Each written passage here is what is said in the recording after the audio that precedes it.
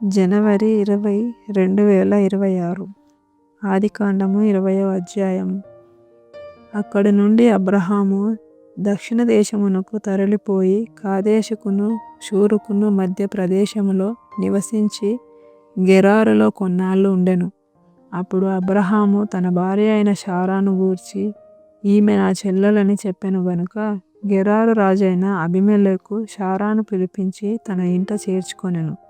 అయినను రాత్రివేళ దేవుడు స్వప్నమందు అబీమెలెకు నొద్దకు వచ్చి, నీవు నీ ఇంట చేర్చుకొనిన స్త్రీ ఒక పురుషునికి భార్య గనుక ఆమె నిమిత్తము నీవు చచ్చినవాడవు సుమా అని చెప్పెను.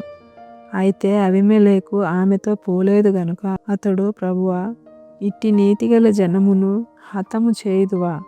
ఈమె నా చెల్లెలని అతడు నాతో చెప్పలేదా? మరియు ఆమె కూడా అతడు నా అన్న అనెను. నేను చేతులతో ఏ దోషము చేయక యథార్థ హృదయముతో ఈ పని చేసితినెను. అందుకు దేవుడు, అవును, యథార్థ హృదయముతో దీని చేసితివని నేను ఎరుగుదును. మరియు నీవు నాకు విరోధముగా పాపం చేయకుండా నేను నిన్ను అడ్డగించి తిని, అందుకే నేను నిన్ను ఆమెను ముట్టనీయలేదు. కాబట్టి ఆ మనుషుని భార్యను తిరిగి అతనికి అప్పగించుము. అతడు ప్రవక్త, అతడు నీ కొరకు ప్రార్థన చేయును, నీవు బ్రతుకుదువు. నీవు ఆమెను అతనికి అప్పగించని యెడల నీవును నీ వారందరూ నిశ్చయముగా చచ్చెదరని తెలుసుకొనుమని స్వప్నమందు అతనితో చెప్పెను. తెల్లవారినప్పుడు అబీమెలెకు లేచి తన సేవకులనందరినీ పిలిపించి ఈ సంగతులన్నీ వారికి వినిపించినప్పుడు ఆ మనుషులు మిగులు భయపడిరి. అబీమెలెకు అబ్రహామును పిలిపించి, నీవు మాకు చేసిన పని ఏమిటి? నీవు నా మీదికి నా రాజ్యము మీదికి మహాపాతకము తెప్పించినట్లు నేను నీ ఎడల చేసిన పాపమేమిటి? చేయరాని కార్యములు నాకు చేసితివని అతనితో చెప్పెను. మరియు అబీమెలెకు, నీవేమి చూచి ఈ కార్యం చేసితివని అబ్రహామును అడగగా, అబ్రహాము, ఈ స్థలమందు దేవుని భయము ఏమాత్రమును లేదు గనుక నా భార్య నిమిత్తము నన్ను చంపుదురనుకొని చేసి తిని.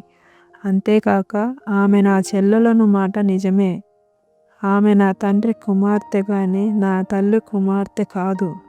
ఆమె నాకు భార్య అయినది.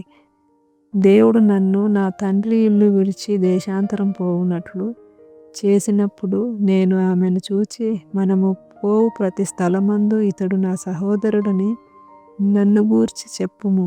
నీవు నాకు చేయవలసిన ఉపకారం ఇదే అని చెప్పి తినెను.